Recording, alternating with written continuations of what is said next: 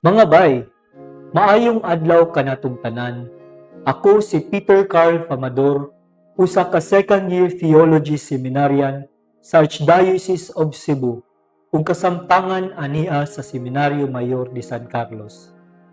Ania na usab kita sa atong inaadlaw nga palandong, ang palandong sa pulong sa Dios.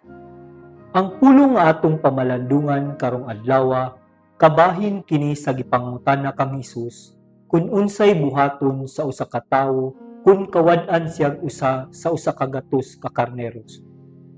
Kun iya bagayong biyaan ang 99 ug magpadayon sa panisibsib didto sa bungtod o bakaha mulakaw siya paron pagpangita sa usa ka karnero nga nawala. Sa atong ebanghelyo karon nadungog nato ang pagkawala sa usa ka karnero.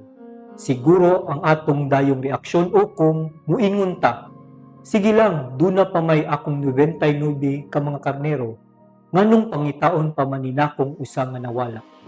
Sa ato pa, dinhi nato makita kung unsa imong panlantaw para sa uban. Ilabi na sa pagkawad-an o kaha ang kawad-on sa uban.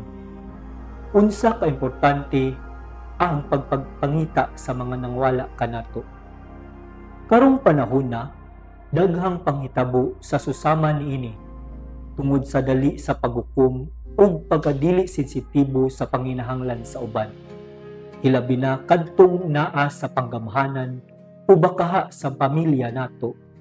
Tungod kay ang kalibutan karon nagtudlo sa paghukom pinaagi sa pagdumot, pagkawalay pagpakabana ug pag-iniyahay nga mao ang karesulta sa kagubot nga wala na hinuon nahiuyon sa kabubuton sa Dios.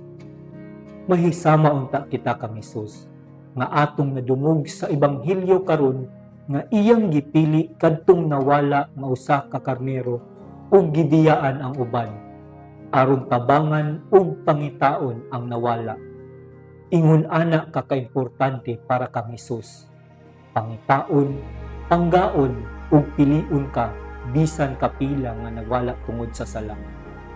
Ang matag usa kanato bilinhon para kang Kristo. Mao mga igsuon, ato unta sabton kun unsay bation kun anaa ang uban sa kahimtang sa kawad-on ug paglaom sa ilang kinabuhi. Ubakaha kawad-an sa mahal na kinabuhi. Mahisama unta kita kang Hesus. Masusama sa iyang kasing-kasing nga puno sa gugma ug kaluoy.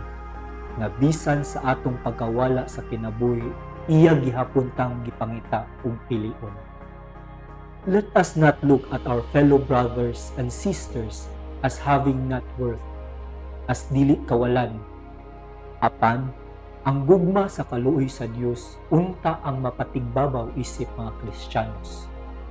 Mao kun gali ikaw nawad-an sa paglaom sa imong kinabuhi, igsuon sangpit sa Dios, kay bililhon ka, kay gipili ka, at pipiliin kanya sa araw-araw.